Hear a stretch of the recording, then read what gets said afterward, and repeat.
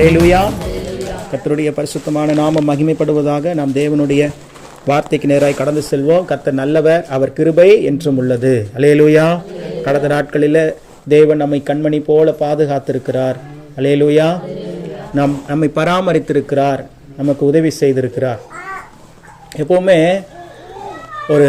ஒரு காரியத்தை சொல்லுவாங்க, ஒரு பொருள் இல்லைங்கும் போது தான் அதனுடைய வேல்யூ ரொம்ப அதிகமாக தெரியும் அப்படின்னு சொல்லுவாங்க.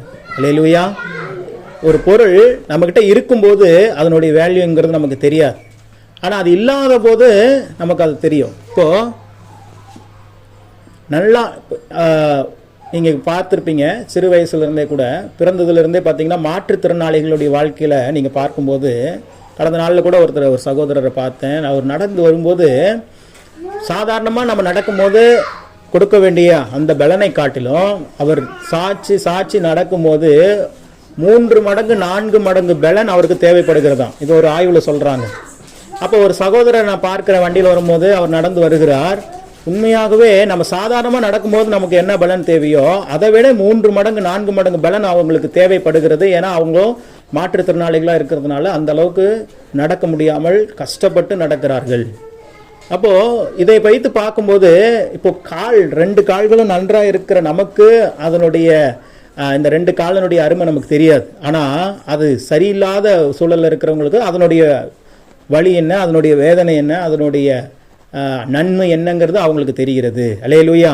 அப்போ எப்பவுமே நம்ம மனுஷர்களுடைய மனநிலை எப்படி இருக்குன்னா, இல்லாததை குறித்து தான் கவலைப்பட்டு கொண்டே இருக்கும் எப்பவுமே. இது இவங்களுக்கு தான் அவங்களுக்கு தான் இல்லை, பொதுவாக மனிதர்களாய் பிறந்த எல்லாருக்குள்ளேயும் இருக்கிற ஒரு சைக்காலஜிக்கலான ஒரு காரியம் எதுன்னு கேட்டிங்கன்னா, இருக்கிறவைகளை குறித்து யோசிக்கவே மாட்டாங்க, ஆனால் இல்லாதவைகளை குறித்து கவலைப்பட்டு கொண்டே இருப்பார்கள்.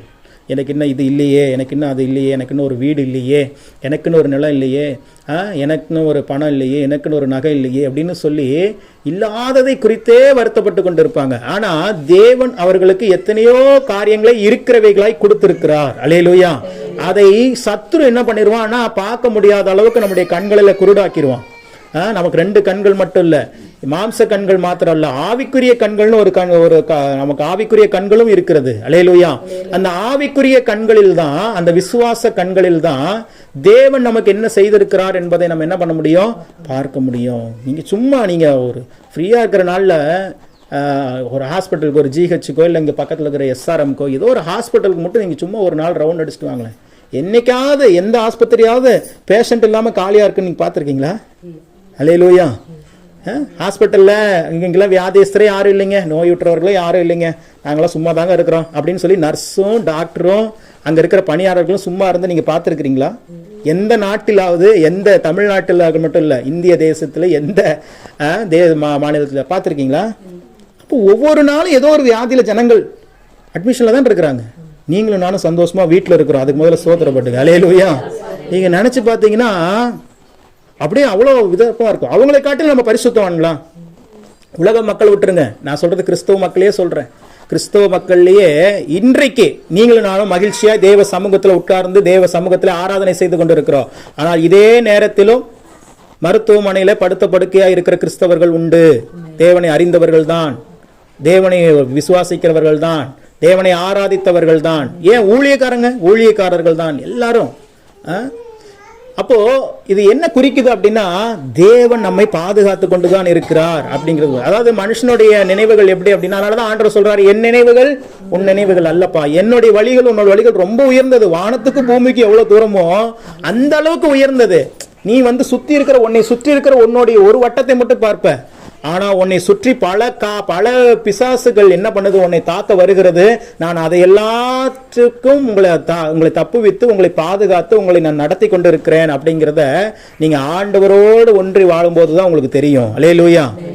எத்தனை ஆக்சிடென்ட் பார்க்குறோம். ஒரு ஆய்வு சொல்லுது, ஒரு தமிழ்நாட்டில் மட்டும் ஒரு நாளைக்கு ஒவ்வொரு நாளும் 5000 பேர், எத்தனை பேர், 5000 பேர் மட்டும் வீட்டில் இருந்து போகும்போது நான் போயிட்டு வரேன்னு சொல்றவங்க வீட்டுக்கு வருவது இல்லையா? ஒவ்வொரு நாளும் 5000 பேர். அல்லேலூயா. போக்குவரத்தில், வண்டியில், 2 வீலரில் போறாங்க, பஸ்ல போறாங்க, இல்லை ஏதோ ஒரு பயணத்தில் இருக்கிறாங்க, நான் போயிட்டு வரேன்னு சொல்லிட்டு வீட்டை விட்டுட்டு கிளம்புறவங்க ஒவ்வொரு நாள்லையும் 5000 பேர் வீட்டுக்கு வருவதே இல்லைங்க. பாருங்க, அந்த 5000 பேர்த்துல ஒருத்தரா நீங்களும் நானும் இல்லை பாருங்க. அதுக்காக ஆண்டவருக்கு ஸ்தோத்திரம் பண்ணணும். அல்லேலூயா. அப்படி இதெல்லாம் நீங்க ஆழமா ஆராய்ஞ்சு பார்த்தீங்கன்னா தான் தேவன் உங்களை எவ்வளவாய் பாதுகாக்கிறார். தேவன் உங்களை எத்தனை குழந்தை இல்லாமல் எத்தனை இன்னைக்கு சகோதரிகள் எத்தனை சகோதரர்கள் வேதனைப்பட்டு கொண்டிருக்காங்க தெரியுமா? எவ்வளவு ஜெப குறிப்பு தெரியுமா? பணம் என்னங்க பணம், பொருள் என்னங்க பொருள், எனக்கு ஒரு குழந்தை இல்லையேங்கன்ட்டு கதறுகிறவர்கள்லாம் உண்டு தூத்துக்குடியில். கடந்த நாட்களில் கூட ஒரு சகோதரிகிட்ட பேசினேன். திருமணமாகி 12 வருடமோ 13 வருடமோ ஆகிறது. கணவர் மிலிட்ரியில் இருக்கிறாரு, நல்ல சம்பாத்திய, மனைவியும் நல்ல வெல் செட்டில்டு ஃபேமிலி, எல்லா ஆசீர்வாதங்களும் இருக்கிறது, சொத்துக்கள் இருக்கிறது, பணங்கள் இருக்கிறது, நல்ல ஒரு கிறிஸ்தவ ஃபேமிலி, விசுவாசமும் இருக்கிறது. ஆனால் குழந்தை இல்லையேன்னு சொல்லி அழுகுறாங்க. அல்லேலூயா. அதுக்குண்டான ட்ரீட்மெண்ட் எடுக்கிறாங்க. ஆனால் டாக்டர்ஸ் குழந்தை பெறுவதற்கான வாய்ப்பு உனக்கு இல்லைம்மா அப்படிங்கிறாங்களாம். அப்படி பணங்கள் செலவழிக்க ரெடி. நீங்கள் 10 கோடி ரூபா தர உங்கள் பிள்ளையை கொடுத்துட்றீங்களா? ஜோசியனை கொடுத்துட்றீங்களா? எனக்கு தரமாட்டோம். அல்லேலூயா. ஏன்? செல்வத்தில் சிறந்த செல்வம் பிள்ளைகள் குறித்து. அப்போ தேவன் அதெல்லாம் இலவசமாக தான் உங்களுக்கு கொடுத்துருக்கிறார். எத்தனை கோடி கொடுத்துருக்காரு? 2 பிள்ளைங்க 3 பிள்ளைங்க வாங்கியிருக்கிறீங்களா? உங்களுக்கு எத்தனை கோடிகளை தேவன் தந்திருக்கிறார். அல்லேலூயா. அதனால சாதாரண மனிதர்களாய் நாம் இருக்கக்கூடாது. தேவனுடைய பிள்ளைகளாய் நாம் மனதளவில் யோசிக்க வேண்டும். அதனால தான் ஆண்டவர் சொல்றாரு, இல்லாதவைகளை நினைத்து நீ கலங்க வேண்டியதில்லை, இருக்கிறவைகளுக்காக நீ நன்றி சொல்லு. ஒரு பாட்டில் சொல்றார் பெர்க்மான் ஐயா. அது தேவனுடைய வார்த்தை. நன்றி அறிதல் உள்ளவர்களாக இருங்கள். என்னென்ன இல்லைங்கிறத லிஸ்ட் போடுங்கன்னா டக்குன்னு லிஸ்ட் போட்டுருவோம். நீங்கள் இன்னைக்கு போய் ஒரு லிஸ்ட் போடுங்க. உங்களுக்கு தேவன் என்னென்ன கொடுத்துருக்கிறார். 2 கண்களை நல்லா கொடுத்துருக்கிறாரா? உங்களால் நல்லா பார்க்க முடியுதா? தூரத்துலேருந்து வரதை பார்க்க முடியுதா? இப்போ என்னை கண்ணாடி கட்டிட்டு தூரத்தில் அங்கே நிற்கிறது டென்னிஸ் அப்பாவுடைய அவங்க வீட்டுக்காரரா இல்லை பிச்சை அம்மா வீட்டுக்காரான்னு கேட்டால் எனக்கு தெரியாதுங்க. அல்லேலூயா. உங்க முன்னாடி இருக்கிற எனக்கு தெரியாது. கண்ணாடி கழட்டிட்டு 2 அப்பாவை நிக்க வச்சுட்டு இதுல யாரு பிச்சை அம்மாவுடைய வீட்டுக்கார போய் தொடுப்பான்னா என்னால சொல்ல முடியாது இங்கிருந்து. அப்ப என்னுடைய பார்வை எனக்கு கம்மி, ஆனா உங்களுக்கு பார்வை இருக்கு பாருங்க கண்ணுல. அல்லேலூயா. அதுக்காக நீங்கள் தேவனுக்கு நன்றி செலுத்த வேண்டும். ஆனா இதே கண்ணில் வச்சுதான் இத்தனை குடும்பத்தை ரன் பண்ணிக்கிட்டு வண்டியை ஓட்டிக்கிட்டு கீழே விழுந்துக்கிட்டு காலெல்லாம் கட்டு போட்டு வந்து நிக்கிறோம். அல்லேலூயா. ஆமா, அப்படிலாம் நான் எவ்வளவு வேகத்துல போனாலும் கீழே விழ மாட்டேன். அன்னைக்கு நைட்டு பஞ்சர் ஆயிடுச்சு வண்டி. என்ன ஆயிடுச்சு? பஞ்சர் ஆயிடுச்சு. பஞ்சர் ஆகி ரொம்ப ஸ்லோவாக வேகமாக போனோம். ரொம்ப இருக்கிறதுல ரொம்ப மெதுவாக போனோம். ஏன்னா பஞ்சர் ஆயிடுச்சு வண்டி. விடிய காலில் 4 மணி, எங்கேயும் பஞ்சர் போடவும் முடியாது. கொஞ்சம் தூரம் தான், ஒரு 2-3 கிலோமீட்டர் போனால் ஆலம்பாக்கத்துக்கு போயிடலாம். சரி, எப்படியாவது வண்டியை உருட்டிட்டு போயிடலான்ட்டு சொல்லிட்டு மெதுவாக தான் ஓட்டிட்டு போகிறோம். வேகமாக போகிற காலத்துலலாம் இவங்க ஸ்லோவாங்க. நில்லுங்க இவ்வளோ இப்படி போவாங்க. அப்படியெல்லாம் பூந்துக்கு அங்கங்கே பூந்தெல்லாம் வந்துடுவேன். அப்படியெல்லாம் பூந்து என்ன பண்ணிடுவான்? வந்துடுவான். அதெல்லாம் பாதுகாப்புலாம் பயங்கரமாக இருக்கும்.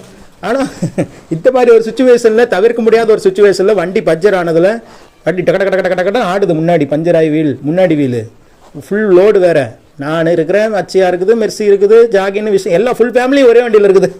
பஞ்சர் ஆன வண்டியில். அல்லேலூயா. போய் கவுத்துட்டேன், அவ்வளோதான். என்னை விட இந்த வாட்டி எப்பவுமே ஆக்சிடென்ட் ஆனால் எனக்கு தான் அதிக விழுவும். என்னை விட மெர்சிக்கு இந்த வாட்டி அதிக அடி. அல்லேலூயா. கால் உள்ள மாட்டிக்கிச்சு. ஆமாம், கர்த்தர் நல்லவர், கர்த்தர் பாதுகாத்தார். அப்போ இதுக்காக ஐயோ ப்ரேயர் முடிச்சுட்டு போகிறோம், என்ன இப்படி அபசகுணமா அப்படி நடந்துருச்சு, அப்போ ஆண்டவர் நம்மளை பாதுகாக்கலையா? ஒரு பெரிய பலவீனத்தை, ஒரு பெரிய பாடுகளை, மிஞ்சி போனால் ஆஸ்பத்திரியில் அட்மிஷன் ஆக வேண்டிய சூழலை தேவன் தவிர்த்திருக்கிறார். அல்லேலூயா. அதே காலோட தான் அடுத்த நாள் அலந்தலப்பூரில் வந்து என்ன பண்ணோம்? முதல் நாளில் தேவ சமூகத்துல வாக்குத்தத்த ஆராதனை நடத்தினோம். எவ்வளவு மகிமையா இருந்துச்சு அன்னைக்கு. எவ்வளவு தேவனுடைய அற்புதமான வார்த்தையை தேவன் தந்தார். அல்லேலூயா. நான் தான் சொல்றேன், தேவர் சகலத்தையும் செய்ய வல்லவர். பிசாசு அன்னைக்கு என்ன நினைச்சான்? நீ இங்க வந்துட்டல, ஓகே உன்னோட பிரேயர் முடிஞ்சிருச்சுல, போய் ரெஸ்ட் எடு, வீட்டுக்கு போ, எங்கேயும் போகக்கூடாது, அலந்தலப்பூர்லாம் போகக்கூடாதுன்னு அவன் நினைச்சான். ஆனால் ஆண்டவன் நினைச்சா, நீ எத்தனை தடைகளை வந்தாலும் என் பிள்ளை என் ஊழியத்தை செய்யாம இருக்க மாட்டான். நீங்க நம்ப மாட்டீங்க, இதெல்லாம் கம்மி. கண்ணீரை துடைக்கும் கரங்கள் சபையில் நான் ஊழியனா இருக்கும்போது கையில் கட்டு காலில் கட்டு உட்காந்து செய்தி கொடுத்துருக்குறேன். 1 வாரம் இல்லை, தொடர்ந்து 6 வாரங்கள். இல்லையிலோ ஞாபகம் இருக்குதா உனக்கு? ஆமாம். காலில் ஊழல முடியாது, இப்பெல்லாம் ஊழ முடியாது. இப்படி தான் நிற்பேன். மனைவி பாத்ரூம் போனால் கூட மெர்சி மேலே தோல் கை பிடிச்சிட்டு தான் போய் ஆகணும். அப்படி இருக்கிற சுச்சுவேஷனில் கூட ஞாயிற்றுக்கிழமை ஆராதனை என்ன பண்ணல, தவிர்க்கல. பாஸ்டாமா கூட கேட்டாங்க, அவனால முடியலாம் இருந்துக்கப்பா, ஒன்றும் பிரச்சனை இல்லைப்பா அப்படின்னாங்க. இல்லைம்மா நான் வருவேன், ஆண்டவர் கண்டிப்பா என்னை கொண்டு பேசுவார் அப்படின்னு சொல்லிட்டு சேர் போட்டு உட்கார்ந்து அன்னைக்கு ஃபுல்லா நான் ஆராதனை செய்தி கொடுத்துருக்கிறேன்.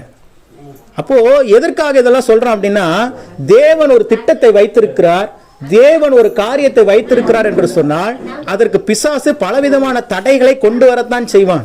அது அவனுடைய டியூட்டி, அது அவனுடைய டியூட்டி. அவன் டியூட்டி நீங்க நம்ம என்ன பண்ண முடியாது, நம்ம தடுக்க முடியாது. ஆனா அவன் எவ்வளவு டியூட்டி பார்த்தாலும் அவன் ஃபர்ஸ்ட் உட்காருங்க, உட்காருங்க உட்காருங்க உட்காருங்க உட்காருங்க.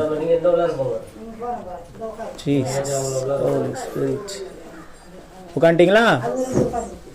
ஓகே, கவனிங்க கவனிங்க கவனிங்க. ரைட். ஐயா ஏம்மா ஜாயே வாமா, ஏன் ஜாயை கெடுத்துறாதம்மா, வாமா ஒடியா ஒடியா. இப்போதான் உங்கள் அண்ணனை சமாளிச்சு அனுப்புனேன், இப்போ நீயும் வளர்ந்துட்டியா? நீ வருகிற நாட்களில் சீக்கிரம் ஒரு ஃபுல் ஃபீட்டு கட்டி நீ இவங்க ஹைட்டுக்கு மேலே. அலையலூயா. ஆமாம், கவனிங்க. அப்போது பிசாசை வந்து நம்ம தடுக்கலாம் முடியாதுங்க. அவன் வந்து போராட தான் செய்வான். அது அவனுடைய வேலை, அது அவனுடைய வேலை. ஆனால் அவன் எவ்வளோ வேலை செஞ்சாலும் 24/7 24 மணி நேரமும் வசனம் அப்படித்தானே சொல்லுது, பிசாசு எவனை விழுங்கலாமோ என்று வகை தேடி எப்படி திரிகிறானா? கெர்ச்சிக்கிற சிங்கத்தை போல எப்படி சுத்தி சுத்தி வருகிறான். உங்களை சுத்தி சுத்தி வர்றான். எதுக்கு சுத்தி சுத்தி வர்றான்? எங்கேயாவது ஒரு கேப் கிடைக்குமா, இவங்க வாழ்க்கையில போயிடலாமா, இவங்க வாழ்க்கையில பிரச்சனைகளை கொடுத்துடலாமா, போராட்டத்தை கொடுத்துடலாமா, இவங்களை விசுவாசத்தை விட்டு வெளியே கொண்டு வந்துடலாமான்னு சொல்லி அவனுடைய டியூட்டி அதுதான். அதனால அவன் செஞ்சுதான் ஆகணும், வேற வழி இல்லை. ஏன்னா அவனுடைய பொழப்பு அதுதான், அவனுக்கு அது இல்லைன்னா வேற பொழப்பு கிடையாது. அல்லேலூயா. ஆனால் எத்தனை சூழ்நிலைகளை கொண்டு பிசாசு நம்மளை தாக்க நினைத்தாலும் அவைகளின் மத்தியில தேவ சித்தத்தை நாம் நிறைவேற்றி கொண்டே இருக்க வேண்டும். அல்லேலூயா. அதுதாங்க விசுவாச வாழ்க்கை. எனக்கு எல்லாம் நல்லா இருக்குது, எனக்கு கார் இருக்குது, நல்ல வீடு இருக்குது, நல்லா இருக்குது, நான் அத்தோடைய ஊழியம் செய்யறேன்னா அது பெரிய விஷயம். அது யாருனால தான் செய்ய முடியுமே? எதுவுமே இல்லாத சூழ்நிலையில கூட தேவனுடைய ஊழியத்தை நிறைவேற்றுவதுதான் தேவன் மீது நீங்க வச்சிருக்கிற விசுவாசத்தை செயல்களில் காட்டுகிறீர்கள் என்று அர்த்தம். அல்லேலூயா. இன்னைக்கு அதனாலதான் யாக்கோபுல தெளிவாய் சொல்லப்படுகிறது, கிரியை இல்லாத விசுவாசம் செத்துதான் இருக்கும். விசுவாசம் இருக்கா இன்னைக்கு? எல்லார்ட்டையும் இருக்கு. ஆனா எத்தனை பேர்கிட்ட உயிருள்ள விசுவாசம் இருக்குது, எத்தனை பேர்கிட்ட மரித்து போன விசுவாசம் இருக்குதுன்ட்டு உங்க செயல் தான் வெளிப்படுத்தும். இன்னைக்கு ஒரு காரியத்தை தேவன் செய்யலனோனையும் மனசு சோர்ந்து போயிடுறோம். இந்த வார சர்ச்சைக்கு வேணாம், என்ன போய் என்ன செஞ்சு, என்ன ஆண்டவர் வாழ்க்கையில் என்ன நன்மை செஞ்சிருக்கிறார், என்ன ஆண்டவர் வாழ்க்கையில் இன்னும் அந்த காரியத்தை செய்யலாம் அப்படின்னு சோர்வடைய வச்சிடறான். உங்க மேல தப்பு இல்லை, மனுஷர்களை என்னைக்குமே தவறு சொல்லக்கூடாது. அவங்க பாவம் பொம்மை, அந்த பொம்மைக்கு பின்னாடி இருந்து பொம்மலாட்டம் காட்டுறாங்க. பொம்மலாட்டம்லாம் பார்த்துருக்கீங்களா? பழைய காலத்துலலாம் இருக்கு, இப்பெல்லாம் இல்லை. ஃபர்ஸ்ட்லாம் பொம்மலாட்டம் அழகா இருக்கும் பார்க்கறதுக்கு. நிழல்ல பின்னாடி இருந்து என்ன பண்ணுவாங்க, ரெண்டு பேரு குச்சி வச்சுட்டு இப்படி இப்படிம்பாங்க. ஆமா, பார்த்துருக்கீங்களா காமாட்சியம்மா? ஆமா ஆமா, நாங்களா பார்த்துருக்கோம். இப்படியா வச்சு ஆட்டுவாங்க. அந்த பொம்மை வந்து நீங்க லைவா பார்க்கும்போது அந்த பொம்மையே பேசுற மாதிரி தான் இருக்கும். அந்த பொம்மை நடக்கிற மாதிரி இருக்கும், அந்த பொம்மை அடிக்கிற மாதிரி இருக்கும், எல்லாமே இருக்கும். ஆனா அந்த பொம்மைக்கு உயிர் இருக்குதா? இல்ல. பின்னாடி இருந்து என்ன பண்ணுவாங்க, அந்த பொம்மலாட்டக்காரங்க அந்த பொம்மலாட்டத்தை இது பண்ணுவாங்க. அதே போலதான் இன்னைக்கு சத்துருவானவன் என்ன பண்றான், மனிதர்களை ஒரு பொம்மைகளை போல வைத்து பின்பதாக அவன் இருந்து தேவனுடைய பிள்ளைகளுடைய குடும்பத்தில் அவன் குறிப்பா ஃபோக்கஸ் பண்றது தேவ பிள்ளைகளை தான். ஏன்னா தேவ பிள்ளைகள் வந்து தேவனுடைய பிள்ளைகள், தேவன் தான் தன்னுடைய தகப்பன் என்று அறிந்து கொண்டவர்கள்.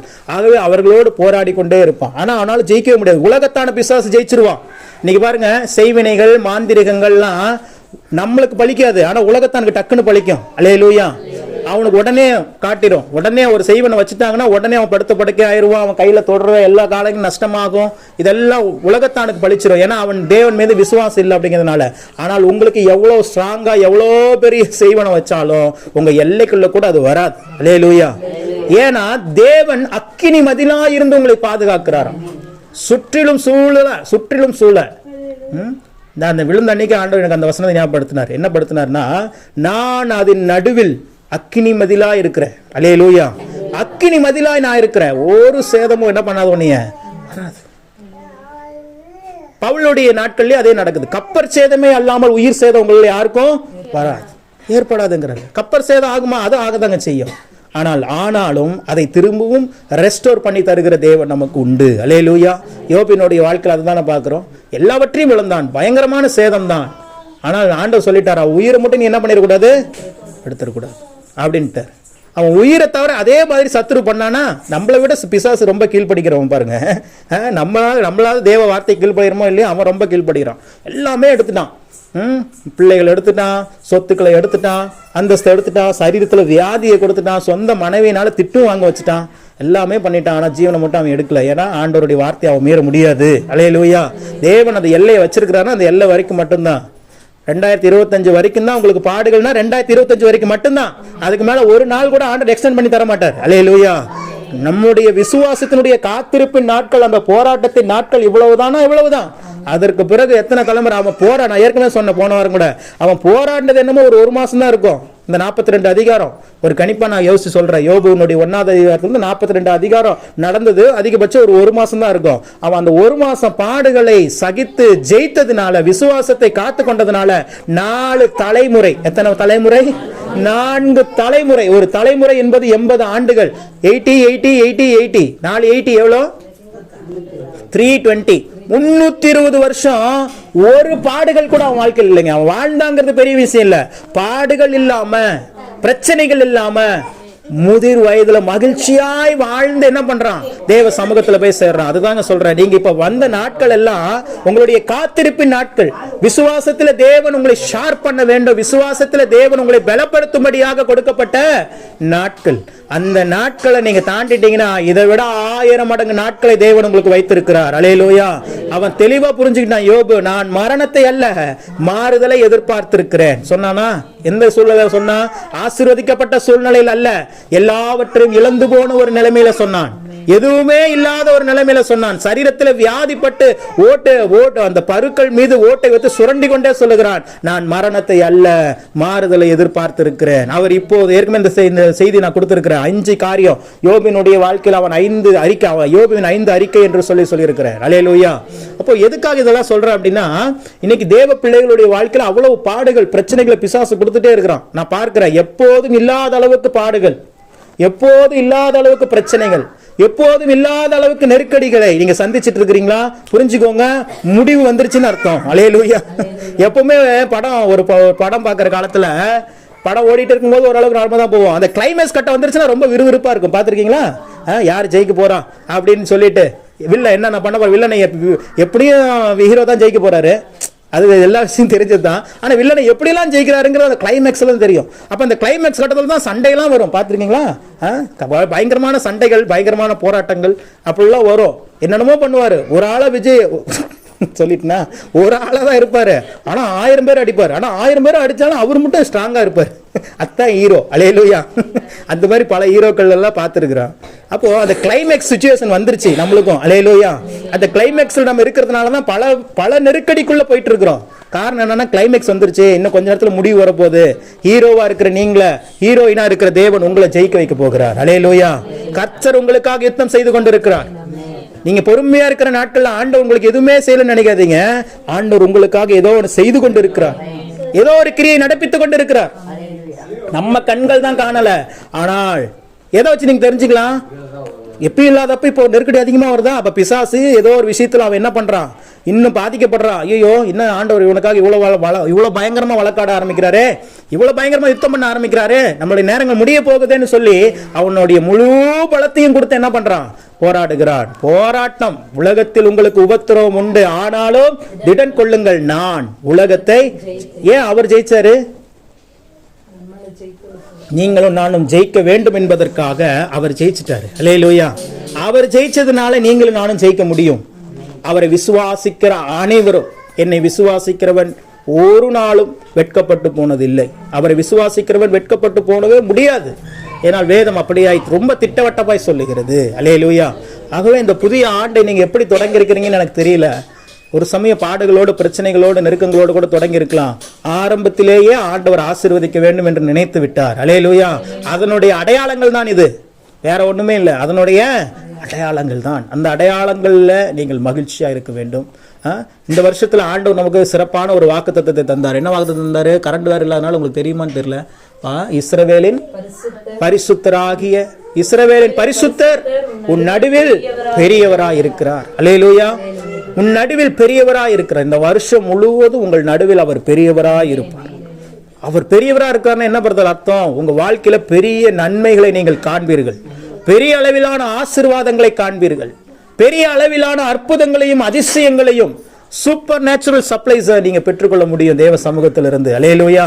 அதனாலதான் இந்த வருஷத்துக்குடைய தீமே பெரிய ஆசீர்வாதங்களின் ஆண்டு. இந்த ஆண்டு என்ன ஆண்டு? பெரிய ஆசீர்வாதங்களின் ஆண்டு. ஆரம்பம் அற்பமா இருக்கும், ஆனா முடிவு பாருங்க பயங்கர சம்பூர்ணமா இருக்கும். தேவன் அப்படியாக வாக்குத்தத்தங்களை தந்து தம்முடைய ஜனங்களை ஆசீர்வதிக்கிற தேவனாக இருக்கிறார். இன்னும் உங்களுக்கு வாக்குத்தத்தங்களோ காலண்டரோ வரலன்னா நீங்க வாங்கிக் கொள்ளுங்கள். கர்த்தர் உங்களை ஆசீர்வதிப்பாராக.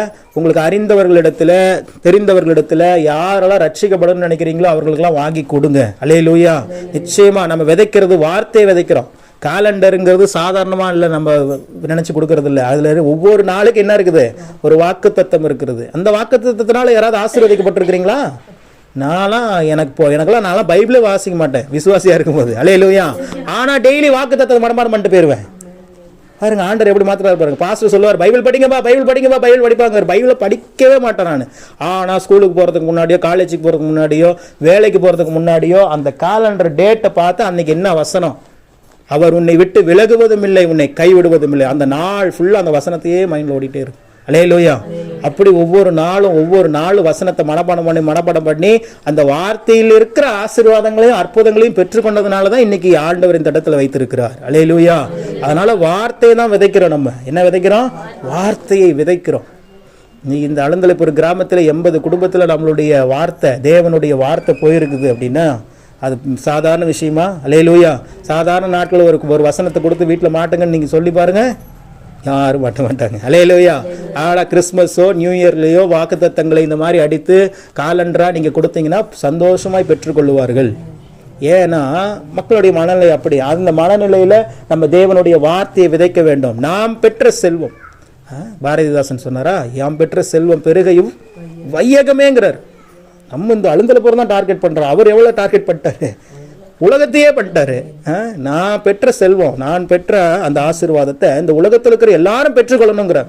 நம்ம என்ன யோசிக்கிறோம்னா, நம்ம பெற்ற ஆசீர்வாதத்தை ரட்சிப்பி இந்த அழுந்தலைப்பு ஒரு கிராமமே பெற்றுக்கொள்ளணும்னு நினைக்கிறோம். அல்லேலூயா. அப்ப தேவன் அதை செய்வாரா செய்ய மாட்டாரா? கண்டிப்பாக செய்வார். அவரே சொல்றார், வார்த்தையை அனுப்பி குணமாக்குகிற தேவனம். அல்லேலூயா. அவர் எப்படிதான் தேவன் சுகமாக்குறாரு ஜனங்களை? வார்த்தையை அனுப்பி. பல விஷயங்கள் அதை நம்ம தியானிச்சிருக்கிறோம்.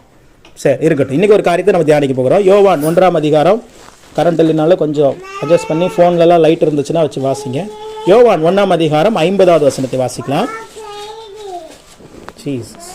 இயேசு அவனுக்கு பிரதியுத்தரமாக, அத்திமரத்தின் கீழே உன்னை கண்டேன் என்று நான் உனக்கு சொன்னதினாலேயா விசுவாசிக்கிறாய்? நான் உனக்கு சொன்னதினாலேயா விசுவாசிக்கிறாய்? இதிலும் பெரிதானவைகளை காண்பாய், இதிலும் பெரிதானவைகளை காண்பாய் என்றார். கண்களை மூடி ஜெபிப்போம். வார்த்தையாகிய தேவனே, எங்கள் மத்தியில் வெளிப்படும்.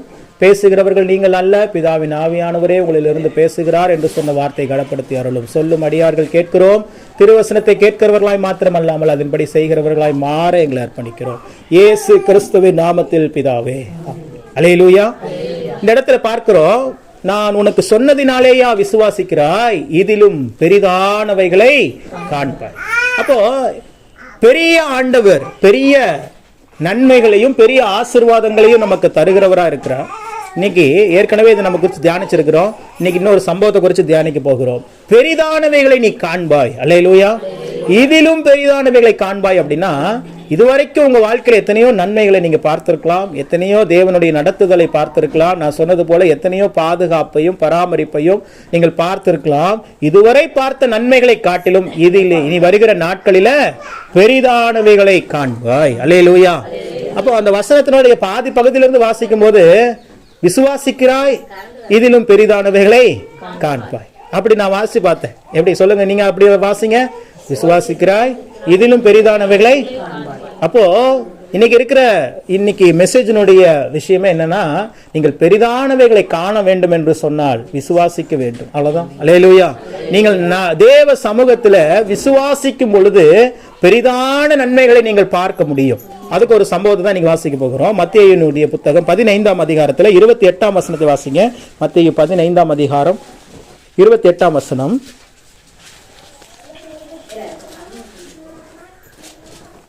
இயேசு அவளுக்கு பிரதியுத்தரமாக, ஸ்திரீயே, உன் விசுவாசம் பெரியது, நீ விரும்புகிறபடி உனக்கு ஆக கடவது என்றார். அந்நேரமே அவள் மகள் ஆரோக்கியமானாள். அல்லேலூயா. இந்த இடத்துல ஆண்டவர் கோட் பண்ணுகிற அந்த வார்த்தைகளை பாருங்க. மகளே, உன் விசுவாசம் பெரியது, நீ விரும்புகிறபடி உனக்கு ஆக கடவுது. அல்லேலூயா. அப்போ தேவ சமூகத்துல ஒரு பெரிய நன்மைகளை நீங்கள் எதிர்பார்க்கிறீர்கள், ஒரு பெரிய ஆசீர்வாதத்தை தேவன் செய்ய வேண்டும் நினைக்கிறீங்க அப்படின்னா உங்க வாழ்க்கையில விசுவாசம் பெரியதாக இருக்க வேண்டும். அல்லேலூயா. பெரிய விசுவாசம் வேணும். சின்ன விசுவாசம் எல்லாம் பத்தாது. சின்ன விசுவாசத்தை கொண்டு பெரிய காரியங்களை நம்ம பூமியில நடப்பிக்க முடியாது. உங்கள் விசுவாசம் பெரியதா இருக்க வேண்டும். அந்த சகோதரருடைய விசுவாசம் எவ்வளவு பெருசுங்கிறத இன்னைக்கு நம்ம அதை தியானிக்க போகிறோம். ஒரு அவுட்லைனா நான் சொல்றேன். உங்கள் விசுவாசம் பெரியதாக. இன்னைக்கு இங்க இருக்கிற எல்லாருக்குள்ளயும் விசுவாசம் இருக்குதானா? விசுவாசம் இருக்குதானே? விசுவாசம் இருக்கிறதுனாலதான் நீங்க இந்த இடத்துல என்ன வந்திருக்கிறீங்க. விசுவாசம் இல்லைன்னா தேவ சமூகத்துக்கு வர முடியாது யாரும். இங்க வந்திருக்கிற சின்னவர்கள் முதற்கொண்டு பெரியவர்கள் வரைக்கும் ஒவ்வொரு வாழ்க்கையில என்ன இருக்குது? விசுவாசம் இருக்குது. ஆனா அதனுடைய அளவு எவ்வளோ, அந்த விசுவாசத்தினுடைய அளவு எவ்வளவு இருக்குதுங்கிறது தான் நம்மளுடைய வாழ்க்கையை பார்க்கும்போது புரியும். அப்போ ஒரு சிலருக்கு ஒரு கிலோ கணக்கில் சொல்ற எக்ஸாம்பிளுக்கு சொல்றேன். இப்போ எனக்கு ஒரு 400 கிராம் விசுவாசம் இருக்குது. மெர்சிக்கு ஒரு 800 கிராம் விசுவாசம் இருக்குது. பவித்ரா சிஸ்டருக்கு ஒரு 1.25 கிலோ இருக்குது. இப்படி ஒவ்வொருத்தருக்கும் ஒவ்வொரு அளவு இருக்குது விசுவாசத்துல. அல்லேலூயா. அப்போ யார் இடத்துல அதிகப்படியான விசுவாசம் இருக்குதோ அவங்க வாழ்க்கையில தான் சீக்கிரமா பெரிய நன்மைகளை பார்க்க முடியும். அல்லேலூயா. அது எப்படி பிரதர் பெரிய விசுவாசத்தை வர முடியும்? பெரிய விசுவாசம்னா என்ன? ஆண்டவரே, பெரிய அளவுல எனக்கு ஒரு 100 கோடி ரூபாய் கொடுங்க ஆண்டவரே அப்படின்னு கேட்கறது பெருசா கேட்டா பெரிய விசுவாசமா? பெருசா கேட்டா பெரிய விசுவாசம் இல்ல. உங்கள் விசுவாசத்தை சூழல்ல அதாவது உங்களுடைய நீங்கள் இருக்கிற சூழ்நிலைக்கு ஆப்போசிட்டா கேட்கறதுக்கு பேர் தான் விசுவாசம். வாழ்க்கையில வியாதிகள் இருக்குது, நோய் இருக்குது. ஆனா வியாதியே இல்லாத வாழ்க்கை கொடுங்க ஆண்டவரே, நோயே இல்லாத வாழ்க்கை கொடுங்க ஆண்டவரே நீங்க கேட்கறீங்களா? அதுக்கு பேர் தான் பெரிய விசுவாசம். உலகத்தான் சொல்லுவோம் அது எப்படி சாத்தியம், அது எப்படி சாத்தியம், சாத்தியமே இல்லம்பா. அப்ப அவன் சொல்லிட்டானா அதுதான் நம்மளுக்கு உறுதிப்பாடுன்னு அர்த்தம். பத்திரத்துல சீல் அடிச்சிட்டான். அவன் இல்ல, உலகம் உங்களுக்கு எது இல்லை என்று சொல்லுகிறதோ அதை தேவன் உங்களுக்கு தருவார் என்பது அதிக நிச்சயம். ஆபிரகாம் சாரால் அடிக்கடி நான் அதை சொல்லுகிறேன். ஏன்னா அவங்க தான் விசுவாசத்தின்னு எடுத்துட்டீங்கன்னா ஆபிரகாமை டச் பண்ணாம நீங்க பேசவே முடியாது. ஏனால் அவர் தான் விசுவாசத்தினுடைய தகப்பன். விசுவாசத்தினுடைய தகப்பன் ஆபிரகாம். சாராய் விசுவாசத்தினுடைய தகப்பன் அவங்க தானே. அப்ப சாராய் யாரு? விசுவாசின் தாய், விசுவாசத்தினுடைய தாய். அப்போ இவங்களுடைய வாழ்க்கையில நீங்க பார்க்கும்போது முற்றிலும் அப்படியே ஆப்போசிட்டா இருக்குது. அவன் கேட்கிறான், தேவரீர் எனக்கு என்ன தருவீர் அப்படின்னு கேட்கிறான். எனக்கு ஒரு குழந்தை தருவீரா அப்படின்னு அவனுக்கு ஒரு ஆசை. ஆபிரகாம் நீங்கள் நான் நினைக்கிற மாதிரி சாதாரணமான இல்லை. அவனுடைய ஆரம்பம் ரொம்ப சாதாரணம் தான், ஒரு கூடார வாசி தான். ஆனா பயங்கரமான செல்வந்தருங்க. ராஜாக்களே அவன்கிட்ட பிளஸிங் வாங்கிட்டு போவாங்க. அந்த அளவுக்கு பயங்கரமான ஆளு ஆபிரகாம். சாதாரணமான ஆள் அல்ல. தேவன் ஆபிரகாமோடு கூட இருந்து அவன் கையிட்டு செய்த எல்லா காரியங்களையும் ஆசீர்வதித்தார். என்ன பண்ணாரு? ஆசீர்வதித்தார். ஒரு வார்த்தை எனக்கு ரொம்ப பிடிக்கும். ஆபிரகாமினுடைய ஆசீர்வாதத்தை இந்த பூமியே தாங்கக்கூடாத அளவுக்கு ஆசீர்வாதம் அவருக்கு. ஆபிரகாம் பயங்கரமான ஆளு, சாதாரணமான ஆள் அல்ல. அவ்வளவு வேலைக்காரிகள், அவ்வளவு வேலைக்காரர்கள், அவ்வளவு ஆடு மாடுகள், அவ்வளவு பொன், அவ்வளவு எல்லா ஆசீர்வாதமும் இருக்குது. இப்ப ஏன்ட்டு அவன்கிட்ட ஒன்னே இல்லை. என்ன இல்ல? ஆபிரகாமும் சாராலும் மரிச்சு போயிட்டாங்கன்னா வாரிசு இல்ல. அல்லேலூயா. எப்படி இருக்கும் ஆபிரகாமுக்கு? எல்லாமே இருக்குதுங்க. ஏன்னு சொன்னா 10 பேர் நிக்கிறான். ஐயா சொல்லுங்க ஏஜமா அப்படின்னு கேட்கறதுக்கு இருக்கிறான். வேலைக்காரர்கள் இருக்கிறாங்க, வேலைக்காரிகள் இருக்கிறான். அவன் ஒரு முடிவுக்கே வந்துட்டான். நமக்கு நீ குழந்தைலாம் பொறுக்காது, இந்த எலியேசர்னு ஒருத்தர் இருக்கிறானே அவனை வேணா நம்ம பிள்ளையா நினைச்சிக்கலாம் அப்படின்ட்டு ஆண்டவர்கிட்டே போய் அந்த பெட்டிஷன்லாம் வைக்கிறான். ஆனா ஆண்டவர் சொல்லிட்டாரு, இல்லப்பா நான் உனக்கு குழந்தை தருவேன். நீ நினைக்கிற உனக்கு ஒண்ணுமே இல்லை, எல்லாமே இருக்குதான், அது ஒண்ணு மட்டும் இல்லை நீ நினைக்கிறல்ல, அதுதான் நீ சந்ததியா இருக்க போகுது. இப்ப ஆபிரகாமுடைய ஆசீர்வாதம் யார்கிட்ட இருக்குதுன்னு எனக்கு தெரியல. இஸ்ரேல் தேசத்துல ஆபிரகாம் அவ்வளவு வெள்ளியும் பொன்னும் அவ்வளவு ஆடு மாடுகளும் வச்சிருந்தாருல்ல, அந்த ஆசீர்வாதங்கள்லாம் இப்ப எங்க போச்சுன்னு தெரியல. ஆனா ஆபிரகாமினுடைய சந்ததியா இன்னைக்கு நீங்களும் நானும் அழுந்தல போற வரைக்கும் இருக்கிறோம். அல்லேலூயா. அதுதாங்க தேவன் கொடுக்கிற ஆசீர்வாதம், தேவன் கொடுக்கிற சுதந்திரம் நிலைத்து நிற்கும். உலக பிரகாரமான ஆசீர்வாதங்கள் ஒரு காலகட்டம் வரைக்கும் நம்ம கூட இருக்கும், அதுக்கப்புறம் அது இல்லாம கூட போகலாம், தப்பு இல்லை. ஆனால் தேவன் கொடுக்கிற ஆசீர்வாதம் நிலைத்து தலைமுறைக்கும் நிலைத்து நிற்கும். அல்லேலூயா. இன்னைக்கு ஆபிரகாமுடைய சந்ததி தான் நீங்களும் நானும் தான் ஆபிரகாமை உரிமை கொண்டாட முடியும். ஆவிக்குரிய ஆபிரகாமினுடைய சந்ததியாக நீங்களும் நானும் இருக்கிறோம். அப்ப ஆபிரகாம் கடந்து வந்த பாதையை பாருங்க. ஏதாவது சாத்தியமான சூழ்நிலை இருக்குதா? இல்ல. ஆபிரகாம்கிட்ட சொல்றாரு ஆண்டவர், நான் உன்னுடைய சந்ததியை பெருக பண்ணுவேன். போய் பூமியினுடைய மணல், அந்த கடல் மணலை எண்ணிப்பாரு, உன்னால என்ன முடிஞ்சா உன்னுடைய சந்ததி அவ்வளவா இருக்குங்கிறார். எப்படி இருக்கும்? அவன் கேட்கறது என்னது? ஒரே ஒரு குழந்தையை கொடுக்குன்னு கேட்கிறான். ஆனா ஆண்டவர் கொடுக்குற வாக்குத்தத்தம் என்னது? வானத்து நட்சத்திரத்தை பாரு, மேல பாரு, என்ன முடியுதா எண்ணி பாரு அப்படிங்கிறாரு. அவன் எண்ணி பாக்குறான், அவனால கவுண்டிங்கே பண்ண முடியல. அல்லேலூயா. அந்த அளவுக்கு அவனுடைய சந்ததி இருக்குங்கிறார். ஏதாவது லாஜிக்கலா இருக்குதா? ஒரு குழந்தையை கேட்டதுக்கு ஒரு குழந்தைய கூட கொடுத்துட்டு போயிருக்கலாம் ஆண்டவர். ஆனா ஆண்டவருடைய திட்டம், ஏன்னா அவனுடைய கடந்த காலத்தையும் நிகழ்காலத்தையும் மட்டும் அவன் பார்த்து பேசுகிறான். ஆனால் ஆண்டவர் பேசுறது எல்லாமே அவனுடைய ஃபியூச்சரை பார்த்து பேசிட்டு இருக்கிறார். அல்லேலூயா. ஆண்டவர் இப்படி இருக்கிறான்னு வச்சுக்கோங்களேன். இந்த இடத்துல 1990, 2000, 2026 இருக்குதுன்னா 2030, 2040, 2050 ஆண்டவருடைய பார்வை எப்பவுமே ரைட் ஹேண்ட் சைட்ல பார்த்து தான் ஆண்டவர் கிட்ட பேசுவார். அல்லேலூயா. ஆனா மனுஷன் என்ன திரும்ப பண்ணுவான்? அவனுடைய லெஃப்ட் ஹேண்ட் சைடையே பார்த்துட்டு இருப்பான். ஏன்னா அவனுக்கு தெரிஞ்சதுன்னா அதுதான், அவனுடைய கடந்த காலம் தெரியும், நிகழ்காலம் தெரியும், அதை மட்டும் பார்த்துட்டு இருப்பான். ஆனா ஆண்டவர் அங்க நடக்கிறத இங்க சொல்லிட்டு இருப்பார். 2028 என்ன நடக்க போகுதுங்கிறத இங்க நீ அப்படி இருக்க போறப்பா. அப்ப ஆண்டவருடைய பார்வையில நீங்க எப்படிதான் இருக்கிறீங்க?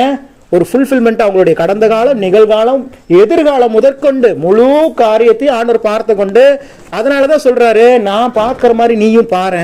அல்லேலூயா. என்னைய மாதிரி நீ பாரு. பிசாசு என்ன பண்ணிடுவானா, அந்த பக்கம் பார்க்கவே விட மாட்டான். எதிர்காலம் எப்படி இருக்கும் அப்படிங்கிறத பார்க்க விட மாட்டான். கடந்த காலத்தையே உங்க முகத்தை திருப்பி வச்சுட்டே இருப்பான். அவன் கையை எடுத்து விட்டு கொஞ்சம் தாண்ட திரும்பி பாருங்க. அல்லேலூயா. நீ நவர்றான் அந்த பக்கம் அப்படின்ட்டு அவன் கையை தூக்கி விட்டுட்டு நீங்களும் ஆண்டவர் பார்க்குற மாதிரி பார்த்துட்டீங்கன்னா, இக்காலத்து பாடுகள் பார்த்துட்டாரு ஒருத்தர் பவுல் சொல்றார். பார்த்த உடனே சொல்றாரு, ஆஹா இது தெரியாம போச்சு, இக்காலத்து பாடுகள் இனி நம்மிடத்தில் வெளிப்பட போகிறோம், மகிமைக்கு ஒப்பானவையே அல்ல. அவன் சொல்றான். எவ்வளவு பாடுகளை பட்டான் பவுல். அடி உத தாங்க ஒன்னும் தப்பு பண்ணல. இவன் இயேசுவை பத்தி சொல்றான். கிராமமா பட்டணமா ராஜாக்கள் போய் சொல்றான். போட்டு அடி பின்னி எடுக்கிறாங்க. பின்னி படலை எடுத்துட்டாங்க. பார்க்குறான், ஒரு சோர்வு அடையிறான். சோர்வு அடையும் போது தான் ஆவியானவர் இப்போ இப்படி உங்களுக்கு ரகசியத்தை வெளிப்படுத்துறாரு. அது மாதிரி பவுலுக்கு ரகசியத்தை வெளிப்படுத்துறாரு. பவுலே, நீ இவ்வளவு அடிபட்டு இருக்கிற, இவ்வளவு கஷ்டப்பட்டு இருக்கிற, இதையே பார்த்துட்டு இருக்காத, அங்க அப்பா ஃபியூச்சர் உனக்கு ஒன்று வச்சிருக்கிறப்பா. அல்லேலூயா. இன்னைக்கும் அந்த பவுலால் எழுதப்பட்ட வார்த்தைகளை தாங்க நம்ம தியானிச்சுட்டு இருக்கிறோம் நம்ம கையில. அல்லேலூயா. தேவனுடைய திட்டம் எவ்வளவு இருக்குது பாருங்க. இப்போ இதெல்லாம் அவங்களுக்கு தான் நடந்துச்சு, நமக்கு நடக்குமா? நமக்கு நடக்கணுங்கிறதுக்காக தான் அவங்களுக்கே நடந்துச்சு. அல்லேலூயா.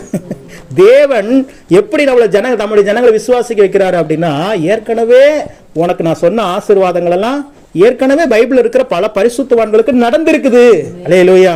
அதை பார்த்து நீ விசுவாசிக்கணும். அவ்வளவுதான். நீ விசுவாசித்தால் தேவனுடைய மகிமையை காண்பாய். ஆண்டவர் பாருங்க, எல்லாரோட யாரை எடுத்துக்கோங்க, தாவீது எடுத்துக்கோங்க, யோசேப் எடுத்துக்கோங்க, பவுல் எடுத்துக்கோங்க, பழைய ஏற்பாடு புதிய ஏற்பாடு, யாரை எடுத்துக்கொள்ளுங்கள், கீழே இருந்து தான் தூக்கி விடுவாரு. அப்படியே டாப்ல இருந்து இப்படி தூக்கி இப்படியெல்லாம் வைக்கிறதுலாம் இல்லை. ஆண்டவர் எந்த அளவுக்கு ஆழமா கீழே விழுகிறானோ அந்த அளவுக்கு ஆண்டவர் அவனை மேல தூக்க போறாருன்னு அர்த்தம். அல்லேலூயா. யோசேப் எங்க கொண்டு போய் போட்டாங்க? குழியில போட்டாங்க. ஃபர்ஸ்ட் எங்க தான் போட்டாங்க? குழியிலே போட்டாங்க, ஆழத்துல போட்டாங்க. அவ்வளவுதான், முடிஞ்சான் அப்படின்னு நினைச்சாங்க.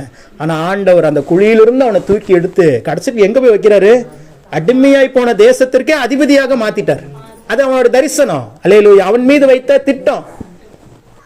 அப்போ தேவன் உங்களுக்கு கொடுத்த வாக்கு தத்தங்களும் அப்படித்தான் உங்களை கொண்டு போய் நிறுத்த போகிறது. அல்லேலூயா. இனி வருகிற நாட்கள் நீங்க நினைக்கிற மாதிரிலாம் இல்ல. இதெல்லாம் என்னங்க பாடுகள், இதெல்லாம் என்னங்க நெருக்கடிகள். இனி வருகிற நாட்கள் பாருங்க, ஆசீர்வாதத்தின், அற்புதத்தின், அதிசயங்களின் நாட்களை நீங்கள் பார்க்க போகிறீர்கள். அல்லேலூயா. தேவன் பார்க்கிற விதமாய் நீங்க பாருங்க. பழைய, அதனாலதான் ஆண்டவர் சொன்னாரு, முந்தினவைகளை நினைக்க வேண்டாம், பூர்வமானவைகளை சிந்திக்க வேண்டாம், இதோ புதிய காரியத்தை செய்கிறேன், இப்பொழுதே அது தோன்றும். அது என்ன சார் புதிய காரியம்? வனாந்திரத்தில வழியையும் அவாந்தர வெளியிலே ஆறுகளையும் உண்டாகும். நல்ல கவனிக்கணும். ஒரு இடத்தை எப்ப தெரியுங்களா வனாந்தரம் சொல்லுவாங்க? அங்க வழியே இல்லைன்னா தான் அதுக்கு பேர் வனாந்தரம். ஆண்டவர் அப்படியே தலைகளா மாற்றுவார் பாருங்களேன். ஒரு இடத்தை எப்ப வறண்ட நிலம்னு சொல்லுவோம்?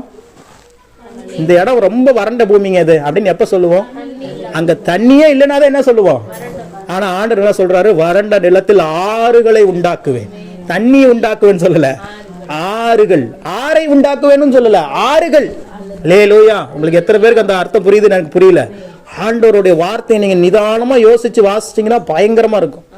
அதனால தான் சொல்கிறார், நீ முந்தினவைகளை நினைக்காத மகளே, நீ முந்தினவைகளை பூர்வமானவைகளை சிந்திச்சுட்டு இருக்காத. நான் வனாந்தரம் தான் உன் வாழ்க்கை எனக்கு தெரியுது, அந்த வனாந்தரத்தில் தான் நான் வழியை உண்டு பண்ணுவேன். வறண்ட நிலமா தான் நீ இருக்கிற, எனக்கு நல்லா தெரியும். அந்த வறண்ட நிலத்துல ஆறுகளை உண்டாக்குவேன். ஆறு மட்டும் இல்ல, ஆறுகள். அல்லேலூயா. தேவன் உண்டாக்குவார். அல்லேலூயா. எப்படி பிரதர் இதெல்லாம் விசுவாசிக்கிறது? ஏற்கனவே நடந்துச்சே, நிறைய பேருக்கு நடந்திருக்குதே. யாருக்கெல்லாம் நடந்துச்சு? ஆபிரகாமுக்கு நடந்துச்சு, யோசேப்புக்கு நடந்துச்சு, தாவீதுக்கு நடந்துச்சு. ஆடு மேய்ச்சிட்டு இருக்கிறான், அவனை போய் ராஜாவை வைக்கிறாரு. யோசேப்பு அடிமையா போறான், சிறைச்சாலையில போறான், அவனை போய் அதிபதியை வைக்கிறாரு. ஆபிரகாம் கருத்தரிப்பதற்கு வாய்ப்பே இல்லாத ஒரு மனைவி, கருவை கொடுப்பதற்கு தகுதியே இல்லாத ஒரு மனிதன். அப்படிதான் பைபிள் சொல்லுது. அல்லேலூயா. அவன் தன் சரீரம் செத்தது. என்ன ஆயிடுச்சு? அவன் சரீரம் செத்துருச்சு. எரெக்ஷனல் டிஃபெக்ஷன் அப்படித்தானே சொல்லுவாங்க அதுக்கு பேரு. ஆமா, எரெக்ஷனல் டிஃபெக்ஷன் இருந்தா எதுவுமே பண்ண முடியாது. Battery down. அல்லேலூயா. ஆனால் தேவன் சொன்ன வார்த்தை உண்மை. அல்லேலூயா.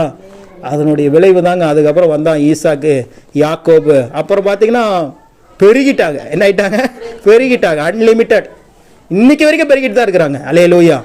வார்த்தை ஒரு நாளும் பொய் சொல்லாது. இந்த வருஷத்துல வாக்குத்தத்தம் எடுத்தீங்களா? ஒரே ஒரு முறை உங்களுடைய வாக்குத்தத்தங்களை சொல்லுங்க. நானே உன் பங்கும் உன் சுதந்திரமாய் இருக்கிறேன். அப்புறம் டக்கு டக்கு டக்குன்னு சொல்லுங்க பாப்போம். கர்த்தர் தமது ஜனத்திற்கு சமாதானம் அருளி என்னை ஆசீர்வதித்தார். உனக்கு சந்தோஷமும் மகிழ்ச்சியும் உண்டாகும். சொல்லுங்க சொல்லுங்க சொல்லுங்க. 1000 மடங்கு அதிகமாகும்படி உன்னை ஆசீர்வதித்தார். நெக்ஸ்ட் உங்களுக்கு அதே வசனம் தானம்மா? சோத்திரம். ஆமா. வாக்குத்தத்தம் டக்குன்னு ஞாபகம் வருதா? இந்த வருஷம் வாக்குத்தத்தம் தான் கேட்டேன், போன வருஷம் வாக்குத்தத்தம் இல்லைங்க. அல்லேலூயா. ஞாபகம் இருக்கணும். ஏன்னா ஒரு வீடு உங்க பேர்ல இருக்குதுன்னா அந்த பத்திரம் உங்க கையில இருக்கணும், அப்பதானே அந்த வீடு உங்களுக்கு. அல்லேலூயா. வீட்டில் நான் இருக்கிறேன், இந்த வீட்டில் இப்போ நான் இருக்கிறேன், இந்த வீடு பத்திரம் என் கையில் இருந்தால் தான் இது என்னுடைய வீடு. இந்த வீடு பத்திரம் இன்னொருத்தர் இருந்தால் அது அவருடைய வீடு. அல்லேலூயா. அந்த பத்திரம் தாங்க தேவனுடைய வார்த்தை. அல்லேலூயா. அல்லேலூயா. தேவனுடைய வார்த்தை. கரண்ட் வராது போல் இருக்குது. பரவாயில்ல, கர்த்தருக்கு ஸ்தோத்திரம். சீக்கிரமா ஜென்ரேட்டர் வாங்கிடணும் நம்ம. கர்த்தர் நல்லவர், எந்த காலத்திலும் தடையே ஆகக்கூடாது. வார்த்தையை கேட்பதற்கு எந்த தடையும் நமக்கு என்ன பண்ணக்கூடாது, இருக்கக்கூடாது. அல்லேலூயா. கவனிங்க.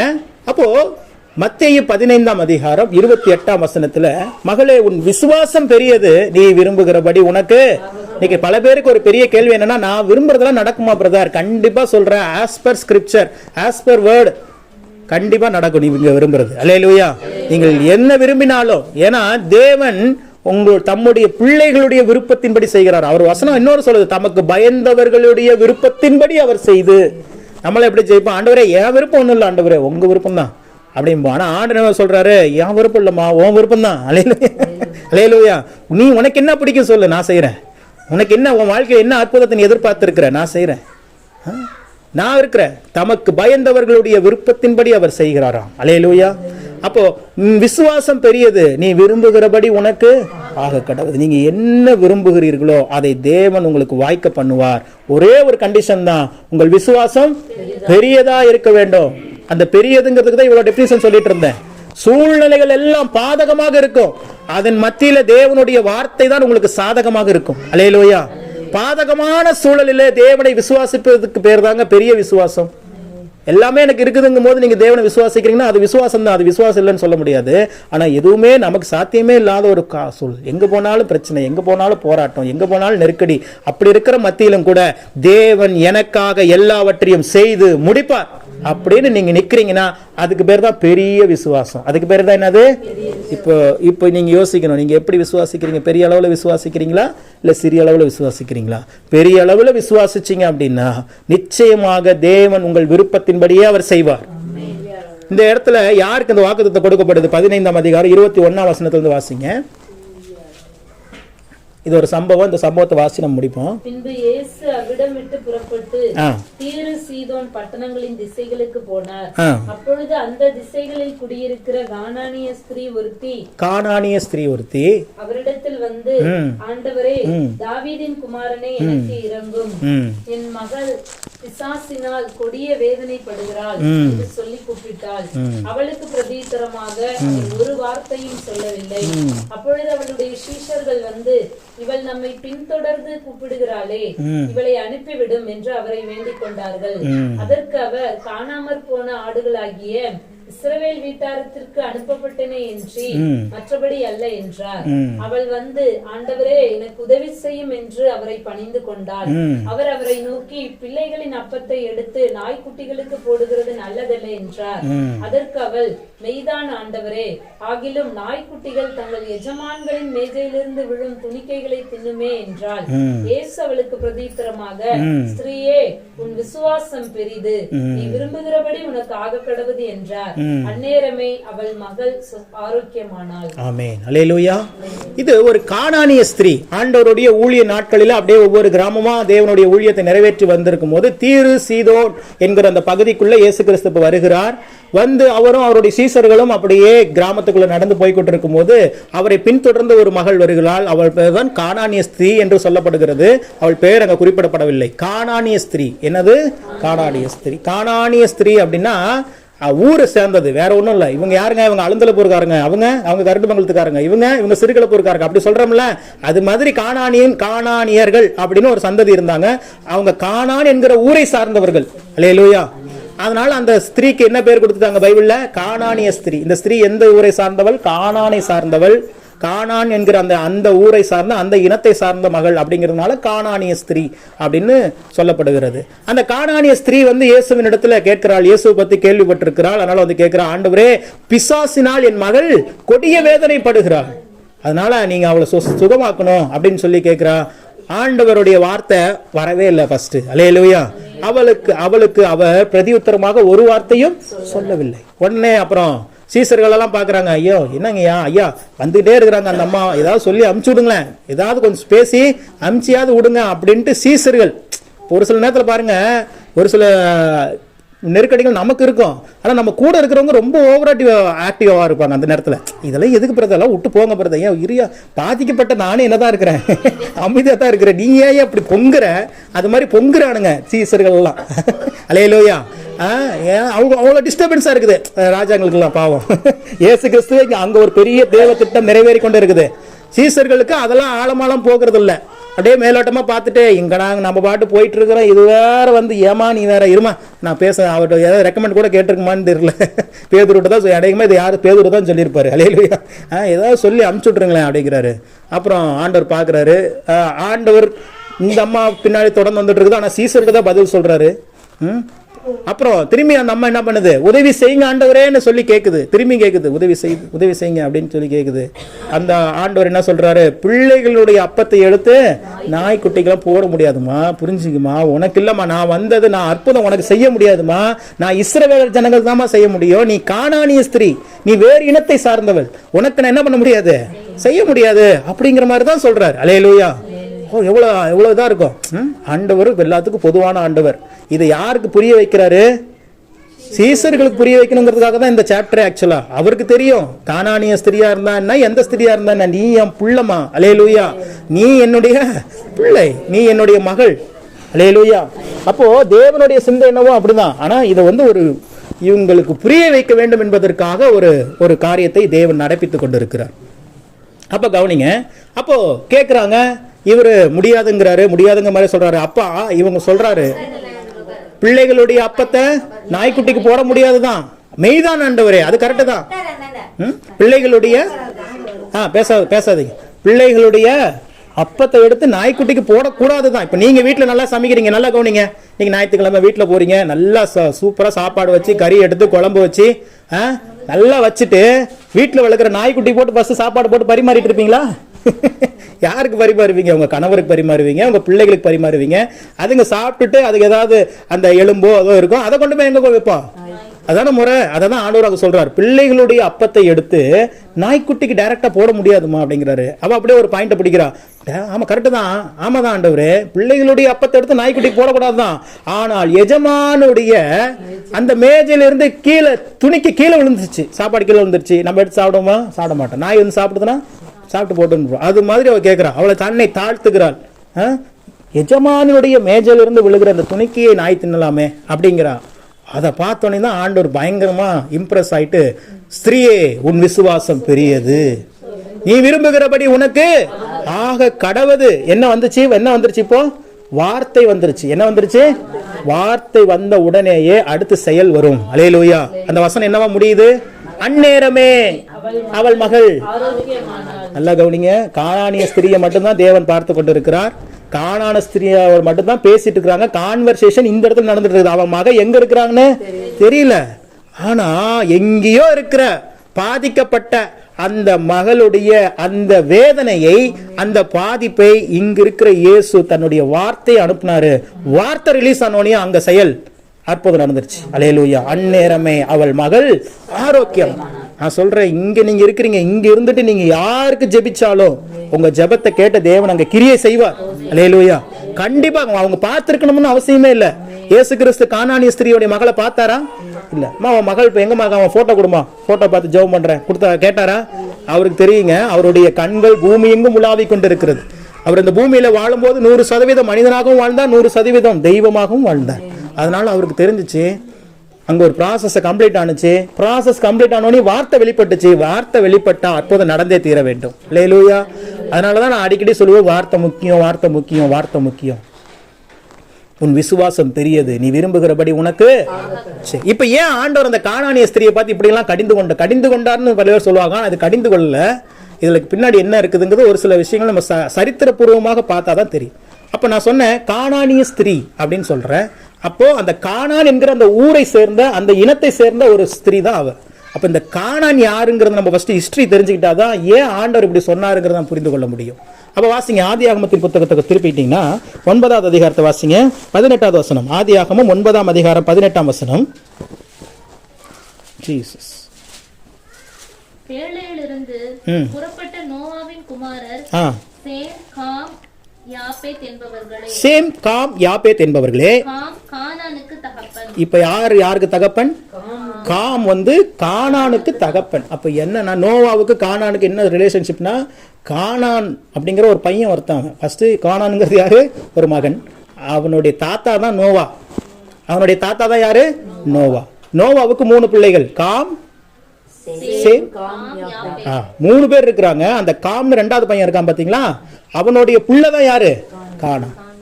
அந்த கானானுக்கு ஒரு தேசமாக, அந்த கானான் வாழ்ந்த ஒரு தேசம், அதுல இருக்கிற ஒரு சந்ததி தான் யாரு? இப்ப பேசிட்டு இருந்தமே கானானிய ஸ்திரீ அவ. அப்ப கானான்ங்கிறது யாருன்னு தெரிஞ்சுக்கிட்டீங்க. ஓகே. ஏன் ஆண்டவர் கானானை வெறுத்தாரு? அதாவது கானான் அப்படிங்கிற அந்த சந்ததிய ஏன் என்ன பண்ணாங்க அப்படின்னா, இந்த சம்பவத்தை நீங்க தொடர்ந்து வாசிங்களா தெரியும். தொடர்ந்து வாசிங்கன்னா உங்களுக்கு நான் புரிய வைக்கிறேன். இம்மூவரும் நோவாவின் குமாரர். இவர்களாலே பூமி எங்கும் ஜனங்கள் பரம்பினார்கள். நோவா பயிரிடுகிறவனாகி திராட்சை தோட்டத்தை நாட்டினான். அவன் திராட்சரசத்தை குடித்து எரிக்கொண்டு தன் கூடாரத்தில் வஸ்திரம் விலகி படுத்திருந்தான். அப்பொழுது கானானுக்கு தகப்பனாகிய, பாருங்க, யாருக்கு தகப்பனாகிய? கானானுக்கு தகப்பனாகிய காம் தகப்பனுடைய நிர்வாணத்தை கண்டு வெளியில் இருந்த தன் சகோதரர் இருவருக்கும் அறிவித்தான். அப்பொழுது சேமும் யாப்பேத்தும் ஒரு வஸ்திரத்தை எடுத்து தங்கள் இருவருடைய தோள் மேலும் போட்டுக்கொண்டு பின்னிட்டு வந்து தங்கள் தகப்பனுடைய நிர்வாணத்தை மூடினார்கள். அவர்கள் எதிர்முகமாய் போகாதபடியினால் தங்கள் தகப்பனுடைய நிர்வாணத்தை காணவில்லை. நோவா திராட்சரசத்தின் வெறி தெளிந்து விழித்த போது தன் இளையகுமாரன் தனக்கு செய்ததை அறிந்து கானான் சபிக்கப்பட்டவன். யார் சபிக்கப்பட்டவனா? கானான் சபிக்கப்பட்டவன். தன் சகோதரரிடத்தில் அடிமைகளுக்கு அடிமையாய் இருப்பான் என்றார். கவனிங்க, இப்ப எங்க இருந்து சாபம் வந்துச்சு கானானுக்கு அப்படிங்கறது இப்ப புரிஞ்சிருக்கு உங்களுக்கு. நோவா என்ன பண்றாரு? அவரு ஒரு விவசாயி, திராட்சை தோட்டத்தை பயிரிடுகிறாரு. திராட்சை ரசத்தை என்ன பண்ணிட்டாரு? குடிச்சிட்டு நல்ல போதையில தகப்பன் என்ன பண்ணிட்டாரு? வஸ்திரம் விலக தூங்கிட்டாரு. என்ன பண்ணிட்டாரு? வஸ்திரம் விலகி காணப்படுகிறது. இதை யாரு பார்த்துட்டா? காம் பார்த்துட்டார். காம் யாரு? கானானுடைய தகப்பன். காம் பார்த்தவனையும் பார்த்தவன் என்ன பண்ணோம்? அவனே என்ன பண்ணியிருந்திருக்கலாம், ஒரு சரி வஸ்திரம் விலக அப்பா படுத்திருக்கிறாருன்னு சொல்லிட்டு என்ன பண்ண, வஸ்திரத்தை போட்டு விட்டுருக்கலாமா? இவன் என்ன பண்ணியிருக்கிறான்? போய் 2 சகோதரர்கிட்ட போய் சொல்லிட்டான். வெளியில் இருக்கிற சகோதரர்கிட்ட போய் என்ன பண்றான்? இங்க பாடுற அப்பா குடிச்சிட்டு இப்படி படுத்து கிடக்குறாரு, போதை ஏறி போச்சு போடுது தாத்தனுக்கு அப்படின்ட்டு அப்பா அப்படின்னு சொல்லிட்டு பேசிட்டு இருக்கிறான். இதை பார்த்து அதுக்கப்புறம் என்ன பண்றாங்க? அவங்க வெளியில இருந்து வந்த 2 சகோதரங்களும் வஸ்திரத்தை போடுறாங்க. இப்போ என்ன ஆகுது? இதை தெரிஞ்சு இப்போ நோவா என்ன பண்றாரு? இத அவனுடைய அந்த போதை தெளிஞ்சு என்ன ஆயிடுச்சு? போதை தெளிஞ்சு எந்திரிக்கும் போது ரொம்ப ஷாக் ஆயிட்டாரு. என்னடா அது, ஏன் அப்படின்னா இது ஒன்று பெரிய விஷயமா பிரதர் அப்படின்னா, தன்னுடைய தகப்பன் தானே, தகப்பனுடைய நிர்வாணத்தை இவங்க பார்த்துட்டாங்க, இது என்ன பெரிய பிரச்சனை அப்படின்னு நீங்க நினைக்கலாம். அப்போ பாத்தீங்கன்னா அது ஒரு பாவத்துக்கு சமம். தகப்பனுடைய நிர்வாணத்தை பிள்ளைகள் மகன் குறிப்பாக ஒரு ஆண் இன்னொரு ஆண் தகப்பனா இருந்து மகனா இருந்தாலும் சரி பார்த்தா அதுக்கு ஓரின சேர்க்கை பாவத்துக்கு அது சமம் அப்படின்னு ஒரு சூழல் இருந்ததுனால அது ஒரு பாவம், அது ஒரு பாவம். அப்ப அதை பார்த்துட்டதுனால என்ன பண்றாரு, இதை தெரிஞ்சோனையும் நோவா கானான் சபிக்கப்பட்டவன் சொல்லி கானான் மேல ஒரு சாபத்தை வச்சுட்டாரு. நோவா என்ன பண்ணிட்டாரு? இப்ப நீங்க கேட்கலாம், தப்பு நோவா மேலதானே சார், அவர் தானே குடிச்சிட்டு படுத்து கிடந்தாரு, அவர் குடிக்காம இருந்த அந்த பிரச்சனை நீங்க கேட்பீங்க. ஆனா திராட்சை ரசத்துல போதை வரும் என்பது அவருக்கு தெரியாது. ஏன் அப்படின்னா அவர் இருந்த காலம் வரைக்கும் பூமியில என்ன கிடையாது, மழை கிடையாது. என்ன கிடையாது? பிரளயத்துக்கு முன்னாடி, ஜல பிரளயத்துக்கு முன்னாடி என்னது, மழை கிடையாது. அதனால என்னன்னா இந்த பாக்டீரியாஸ் அப்பெல்லாம் நீங்க மோர்ல நீங்க என்னதான் லெமனே ஊத்தி வச்சிருந்தாலும் புளிக்காது. ஹல்லேலூயா. இதெல்லாம் சயின்டிபிக்கலா உண்மை. மழை பெஞ்சாதான் அங்க இருந்து என்ன உண்டாகும், பாக்டீரியாஸ் உண்டாகும். அது நல்ல பாக்டீரியாஸா இருந்தாலும் சரி, கெட்ட பாக்டீரியாஸா இருந்தாலும் சரி. அப்போ இவன் என்ன நினைச்சிட்டானா, இதுக்கு முன்னாடி மழை பெய்யாததுனால நிறைய தடவை என்ன பண்ணிருக்கான், திராட்சை ஜூஸ் போட்டு வச்சு குடிச்சிருக்கான். அவனுக்கு ஒன்னும் என்ன பண்ணல, ஆகல. ஆனா இப்ப என்ன ஆயிடுச்சு, ஆல்ரெடி மழை பெஞ்சு முடிச்சாச்சு. இப்ப எல்லாம் பூமியில என்ன உண்டாயிருச்சு, பாக்டீரியாஸ் உண்டாச்சு. இது நோவாவுக்கு தெரியல. அவர் எப்பயும் போல திராட்சை ஜூஸ் குடிக்கலாமேன்னு சொல்லிட்டு என்ன பண்ணிட்டாரு, அந்த புளிச்சு போல திராட்சை ஜூஸ் குடிச்சிட்டு கம்முன்னு படுத்துட்டார். நிறைய பேருக்கு இது தெரியாது, நோவா தப்பு பண்ணிட்டாரு, நோவா போதையில இருந்து தப்பு அப்படின்னு சொல்லுவாங்க. அவருக்கு தெரியாது. ஹல்லேலூயா. ஏன்னா அப்படி ஒரு சிஸ்டமே அதுக்கு முன்னாடி பூமியில இல்ல, எதுவுமே புளிக்காது நான் சொன்னது போல. ஆனால் என்றைக்கு மழை பெய்ந்ததோ அதுக்கப்புறம் பூமியினுடைய அட்மாஸ்பியர் டோட்டலா சேஞ்ச் ஆகுது, அங்க பாக்டீரியாஸ் உண்டாகுது. பாக்டீரியாஸ் தான் என்ன பண்ணுது, திராட்சை ரசத்தை புளிக்க வைக்கிறதாகட்டும், தயிரை பாலை புளிக்க வைக்கிறதாகட்டும், எல்லாமே எதை தான் செய்யுது, பாக்டீரியா தான் செய்யுது. அப்ப அது தெரியாதனால அவர் குடிச்சிட்டாரு. அதுக்கப்புறம் அவர் குடிக்கல, அது குடிச்சிட்டாரு. குடிச்சிட்டு காலத்துல இந்த ஒரு சம்பவம் நடந்துட்டு இருக்குது. இப்ப நீங்க ஒரு கேள்வி கேட்கலாம், பார்த்தது யாரு? காமா? நல்லா பாருங்க, காம் தானா? சரி, காம் பார்த்துட்டாரு. அப்ப இவர் யாரதான் சபிக்கணும் நேர்மையா? தப்பு பண்ணது யாரு, காம் தானே. அப்ப காம தானே சபிக்கணும். ஏன் கானான போய் சபிக்கிறார்? கவனிங்க, தேவன் என்ன பண்ணிட்டாரு, அதுக்கு முன்னாடி அதிகாரத்தை வாசிங்க அப்படின்னா, நோவாவினுடைய 3 குமாரர்கள் காம், சேம், யாபேத் 3 பேரையும் ஆசீர்வதித்து விட்டார். என்ன பண்ணிட்டாரு? அப்போ ஒருத்தர் மேல கர்த்தருடைய ஆசீர்வாதம் ஒருத்தர் மேல இருக்குது அப்படின்னா நீங்க என்னதான் அவங்க மேல சாபத்தை வைத்தாலும் அது அவங்களுக்கு பலிக்காது. அல்லேலூயா. அது நோவாவுக்கு தெரியும். அல்லேலூயா. அதனாலதான் என்ன பண்றான், எப்படி தப்பு பண்ணது காம் தான். ஆனா காமை தேவன் என்ன பண்ணிருக்கிறாரு, ஆசீர்வதிச்சுட்டாரு. இவன் மேல சாபத்தை வச்சா பலிக்காது. அதனால என்ன பண்றாரு, அவனுடைய பிள்ளையா இருக்கிற கானான் மீது வச்சுட்டான். இன்னும் கானான் சபிக்கப்பட்டவன், கானான் எல்லாத்துக்கும் அடிமையா இருப்பான்ட்டு எல்லாம் அவன் பாவங்க, அவன் சின்ன பிள்ளை. அல்லேலூயா. தப்பு பண்ணவன் அவங்க அப்பா. இதுக்கு பின்னாடி ரகசியம் இருக்குது. ஒரு பெரிய ரகசியத்தை உங்களுக்கு அறிவிக்க போற தேவன் எனக்கு சொல்லி கொடுத்தத இந்த சம்பவத்துல இருந்து. இப்ப கானான் சபிக்கப்பட்டவனா மாறிட்டான். அன்னைக்கு ஆரம்பிச்சதுங்க கானான் மீது இருக்கிற சாபம். அடுத்து அவனுடைய சந்ததி, அவன் பெரியவனா வரான், அவனுக்கு மனைவி வராங்க, அவனுக்கு பிள்ளைகள் வராங்க. அந்த சந்ததியே ஒரு சபிக்கப்பட்ட சந்ததியாகவே இருக்கு. கடைசியில கானான் தேசத்தை தான் யார் சுதந்திரிக்கிறா, இஸ்ரவேலர்கள் சுதந்திரிக்கிறாங்க. கானானியர்களும் எபூசியரும் இருக்கிற இந்த தேசத்தை நான் உனக்கு கொடுத்தேன். அவங்க ஆண்டவர் சொன்ன அந்த லிஸ்ட் எல்லாருமே சபிக்கப்பட்ட ஒரு குரூப். இப்ப நல்லா கவனிங்க, இப்படி வந்தவள் தான் அந்த கானானிய ஸ்திரீ. இப்ப இவள் யாருடைய தகப்பன்? இப்ப இந்த கானானிய ஸ்திரீனுடைய மூதாதையர் தான் யாரு, அந்த கானான். அவன் யாரால சபிக்கப்பட்டுட்டான், நோவாவால சபிக்கப்பட்டுட்டான். ஒரு சாபத்தை சுமந்து வருகிற ஒரு சந்ததியிலிருந்து வருகிறாள். நல்லா கவனிக்கணும். இந்த பக்கம் ஜீசஸ் இருக்கிறாங்க, இந்த பக்கம் கானானிய ஸ்திரீ இருக்கிறாங்க. இந்த கானானிய ஸ்திரீ யாருன்னா தன் தகப்பனுடைய சாபத்தை சுமந்து கொண்டு இருக்கிறவள். கரெக்டா புரிஞ்சிருச்சா? ஆனால் இவர் யாருன்னா தன் பிள்ளையினுடைய சாபத்தை சுமக்க வந்தவர். எப்படி ஆண்டவர் நிப்பாட்டி வச்சிருக்காரு பாருங்க. 2 பேரும். கானானிய ஸ்திரீ தன் தகப்பனுடைய, ஆனா கானான் தப்பு பண்ணானா, செய்யாத தப்புக்காக, நல்லா புரிஞ்சுக்கணும், செய்யாத தப்புக்காக பாவத்தையும் சாபத்தையும் சுமந்து கொண்டிருக்கிற ஒரு சந்ததி கானானிய சந்ததி.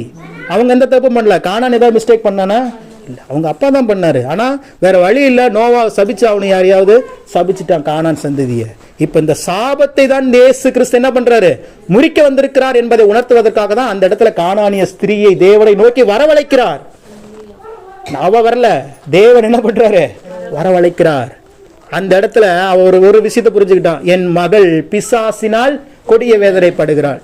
கொடிய வேதனை என் பிள்ளைக்கு இருக்குது. அது யாரால வந்துச்சு, பிசாசால வந்துச்சு. ஒரு சில நேரத்துல பிசாசுனால உங்களுக்கு கொடிய வேதனை வருதுன்னா நல்லதுன்னு நினைங்க. தேவன் தம்முடைய ஜனங்களை தம் அண்டையில வர வைப்பதற்காக அதை அனுமதித்திருக்கிறார். அல்லேலூயா. நீ யோசிச்சு பாருங்க, கானானிய ஸ்திரீக்கு அந்த மகள், அவங்களுடைய மகளுக்கு அந்த பாதிப்பு இல்லைன்னா அந்த கானானிய ஸ்திரீ இயேசு கிறிஸ்துவை நோக்கி வந்திருப்பாங்களா?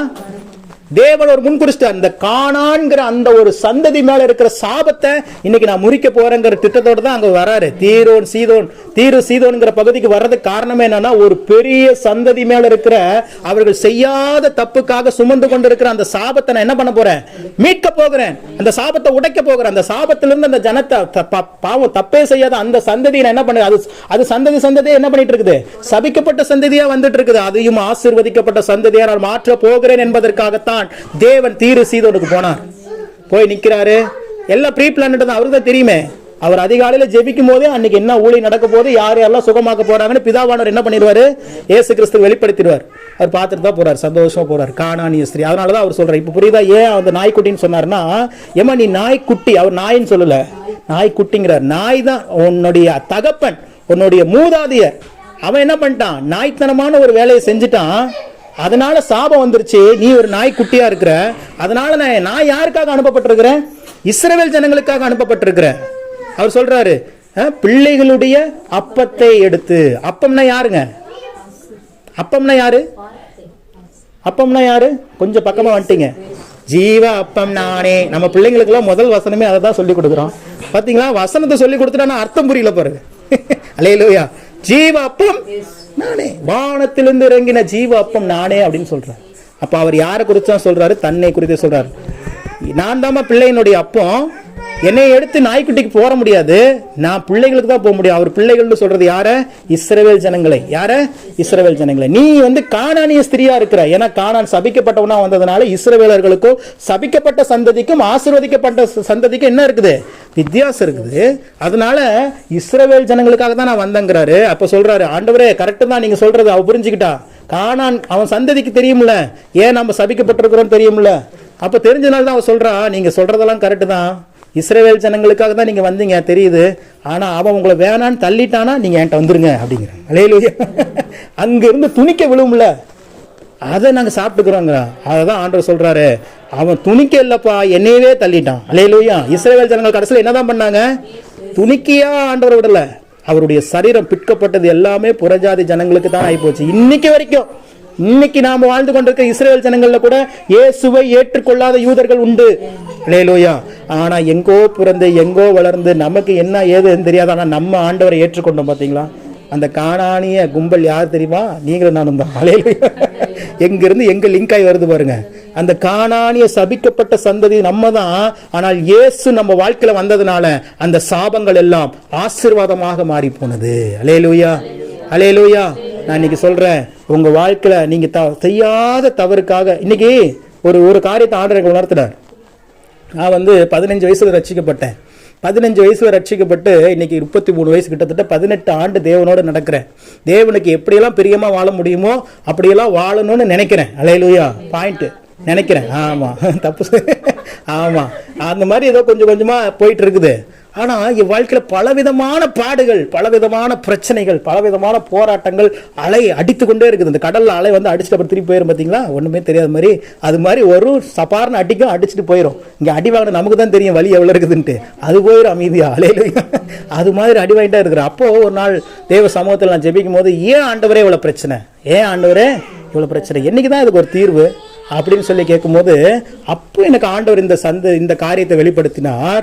இது நீ செஞ்ச தப்புனால வருகிற பலன் அல்ல, உன் தகப்பன். சொல்லுங்க, உன் தகப்பனுடைய தகப்பன் செய்த காரியங்களை தேவன் எத்தனை தலைமுறை விசாரிப்பாரா? 7 தலைமுறைக்கு விசாரிக்கிறார். இன்னைக்கு பல பேருக்கு ஒரு கேள்வி இருக்குது, நான் ஆண்டவருடைய பிள்ளையா தான் இருக்கிறேன், ரட்சிக்கப்பட்டுட்டேன், ஆனா என் வாழ்க்கையில ஏன் இவ்வளவு நெருக்கடி, ஏன் இவ்வளவு பிரச்சனை? நான் சொல்றேன், பிரச்சனை உங்ககிட்ட இல்ல, அப்பா கிட்ட. அப்பாக்கு அவங்க அப்பா கிட்ட. அவர்கள் செய்த தவறுகளுடைய பலனை நம்ம என்ன பண்ணிட்டு இருக்கிறோம்? அனுபவிச்சுட்டு இருக்கிறோம். இதுதான் உண்மை. இதுதான் ஆண்டவர் வெளிப்படுத்தினார். இது நீ பண்ண தப்பு இல்லப்பா, உன்னுடைய மூதாதையர்கள், உன்னுடைய அப்பா. எனக்கு எங்க அப்பாவே நல்லாவே தெரியும். அப்போ சொல்லும் போது நல்லா புரிஞ்சிருச்சு. எங்க அப்பாவுக்கு 2 மனைவி, அதுவே போச்சு. அல்லேலூயா. 2 மனைவிங்கும் போதே அது சொந்த தங்கச்சி, எங்க அம்மாவுடைய சொந்த தங்கச்சியே கல்யாணம் பண்ணிக்கிட்டார். ஒரு பெண் பாவம் பொல்லாதது. என்னது? ஒரு பெண் பாவம் பொல்லாது. எப்போ ஒரு மனிதன் ஒருத்தனுக்கு ஒருத்தி அப்படிங்கிற அந்த அந்த ஒரு கமிட்மெண்ட், அந்த ஒரு இது மீறுறாங்களோ, அந்த இடத்துல ஒரு பெண்ணினுடைய வேதனையும் அந்த ஒரு பெண்ணினுடைய காயங்களும் என்ன ஆகுதுன்னா சாபமாக மாறுது. கரெக்ட், அம்மா கை தட்டிடுங்க. ஏன்னா அது புரிஞ்சுக்கணும், அதான் உண்மை. அல்லேலூயா. அது பாவமா மாறல, எப்படி மாறுது? அந்த பொண்ணு நினைச்சு நினைச்சு என் கணவரை இப்படி வஞ்சிச்சுட்டாலே, என் கணவரை இப்படி ஏமாத்திட்டாலே, என் கணவனும் என்னை ஏமாத்திட்டானேன்னு சொல்லி அழுகும் போது அந்த ஒரு ஒரு சொட்டு கண்ணீரும் அந்த பெண் பாவங்கள் சாபங்களாய் மாறி இப்ப யார் மேல வந்துருச்சு? தகப்பன் மேல, அந்த கணவன் மேல வந்துருச்சு. இப்ப யார் யாருடைய அப்பாவுக்கு 2 மனைவி? இப்ப தெரியுதா ஏன் உங்க வாழ்க்கையில பிரச்சனைன்னு?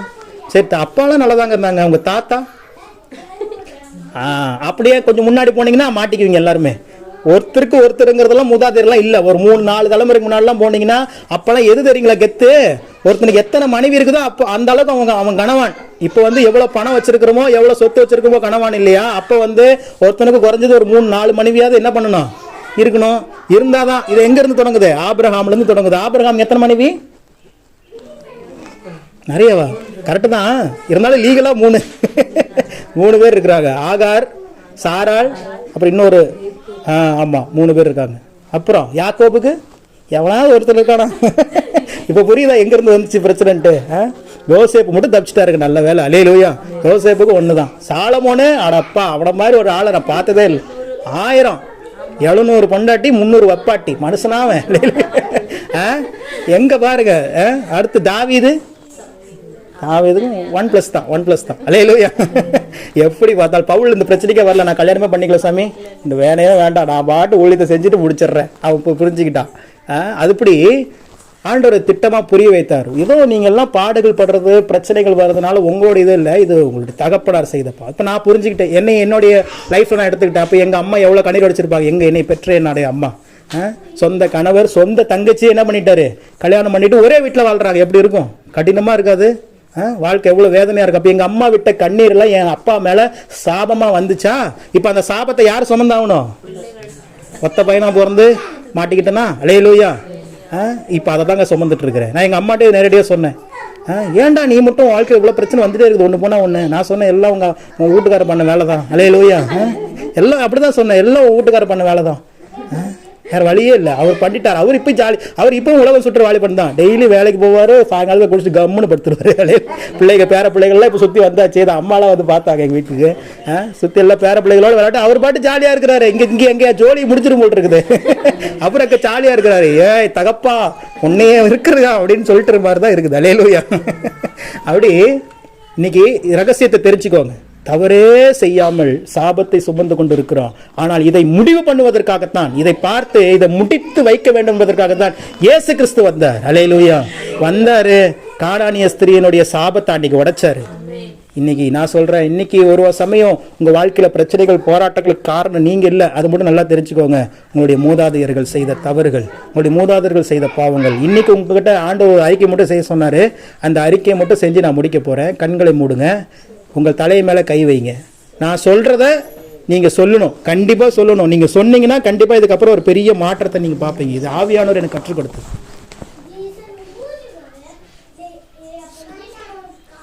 இயேசுவே, நான் இன்று ஒரு அறிக்கை செய்கிறேன்.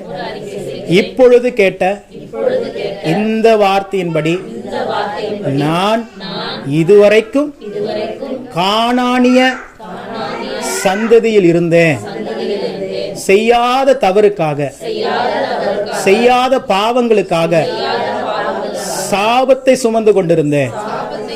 என் தகப்பனார், என் மூதாதையர்கள் தெரிந்தோ தெரியாமலோ, அறிந்தோ அறியாமலோ செய்த எல்லா பாவங்களுக்காக நான் என் வாழ்க்கையில இதுவரை சாபங்களை சுமந்து வந்தேன். இன்றைக்கு என்னை அந்த தொடர்பிலிருந்து துண்டித்துக் கொள்கிறேன். இனி என்னுடைய பரம தகப்பன், என் ஆண்டவராகிய இயேசு கிறிஸ்து மட்டுமே. இனி என்னுடைய பரம தகப்பன், என் ஆண்டவராகிய இயேசு கிறிஸ்து மட்டுமே. இனி என்னுடைய பரம தகப்பன் என் ஆண்டவராகிய இயேசு கிறிஸ்து மட்டுமே. நீ எனக்கும் என் மூதாதையர்களின் சாபங்களுக்கும் சம்பந்தம் இல்லை, தொடர்பு இல்லை. இயேசுவின் நாமத்தினால் அந்த தொடர்புகள் துண்டிக்கப்பட்டு விட்டது. அது என்னையோ என் பிள்ளைகளையோ என் சந்ததியையோ தொடராது. இயேசுவின் நாமத்தில் நான் விசுவாசிக்கிறேன். ஆமென். கரங்களை தட்டி ஆண்டவருடைய நாமத்திற்கு நன்றி செலுத்துவோம். இந்த நாளில ஒரு பெரிய அர்ப்பணிப்பை செய்திருக்கிறோம். இது சாதாரணமான ஒரு காரியத்தை இன்னைக்கு நம்ம செய்யல.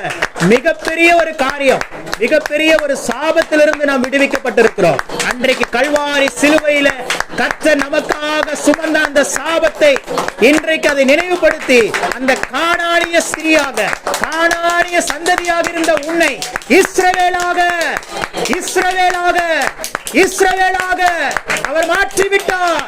இனி உனக்கும் உன் மூதாதையரின் சாபங்களுக்கும் சம்பந்தம் இல்லை. இனி நீ செய்யாத பாவங்களுக்காக சாபங்களை சுமக்க போவது இல்லை. உன் தாய் செய்த தவறுக்காக, உன் தகப்பன் செய்த தவறுக்காக, உன் முன்னோர்கள் செய்த தவறுக்காக நீ தண்டனை அனுபவிப்பது இல்லை. Holy Spirit of God, லகடானாமா ஷேகடேடே நியாம்தாராமா, தொன்று தொட்டு வந்த சாபத்தின் தொடர்புகள் துண்டிக்கப்பட்டு விட்டது, துண்டிக்கப்பட்டு விட்டது. அக்கினி விழுவதாக, அபிஷேகம் விழுவதாக. நீ இழந்து போன நன்மைகள், நீ இழந்து போன ஆசீர்வாதங்கள் ரிசீவ், ரிசீவ், ரிசீவ். நீ வெட்கத்தை கண்ட ஆண்டுகளுக்கு நேராய் உன்னை சரியாய் மகிழ்ச்சியாக்கும்படியாக உன் பரம தகப்பனாகிய நான் உன் மத்தியில் இருந்து உனக்காக செயலாற்றுவேன். Holy Spirit of God, உங்க நாமத்திற்கே மகிமை உண்டாவதாக. பரிசுத்தமுள்ள தகப்பனே, இந்த நாளிலே மிகப்பெரிய எங்கள் வாழ்க்கையிலேயே நாங்கள் எழுதி வைத்துக் கொள்ள வேண்டிய ஒரு நாளாக இந்த நாளை கொடுத்தீர். நன்றி. இந்த நாளிலே பல காரியங்களுக்கு எங்களுக்கு தெளிவை கொடுத்து சாபங்களிலிருந்து விடுவித்து எங்களை இன்றைக்கு இஸ்ரவேலர்களாய் மாற்றினீர். அந்த பிள்ளைகளுக்குரிய அப்பமாக உம்மை நாங்கள் ஏற்றுக்கொள்ளுகிறோம் ஆண்டவரே. அந்த ஜீவ அப்பம் எங்களுக்கு ஜீவனை தரட்டும், ஆரோக்கியத்தை தரட்டும், கிருபைகளை தரட்டும். உங்க நாமத்திற்கு மகிமையா இந்த வார்த்தை கேட்ட ஒவ்வொருவரின் மீதும், இவருடைய சந்ததியின் மீது இருந்த எல்லா சாபங்களையும் கர்த்தர் நீக்கினதற்காக நன்றி. எங்களுக்கும் எங்கள் மூதாதையருக்கு உண்டான தொடர்புகளை துண்டித்ததற்காக நன்றி. ஒரு புதிய தொடக்கத்தை இந்த நாளில் எங்களுக்கு தந்ததற்காக ஸ்தோத்திரம். கிருபை உண்டாவதாக. உங்க நாம மாத்திரம் மகிமைப்படட்டும். இயேசு கிறிஸ்துவின் நாமத்தில் பிதாவே. அல்லேலூயா.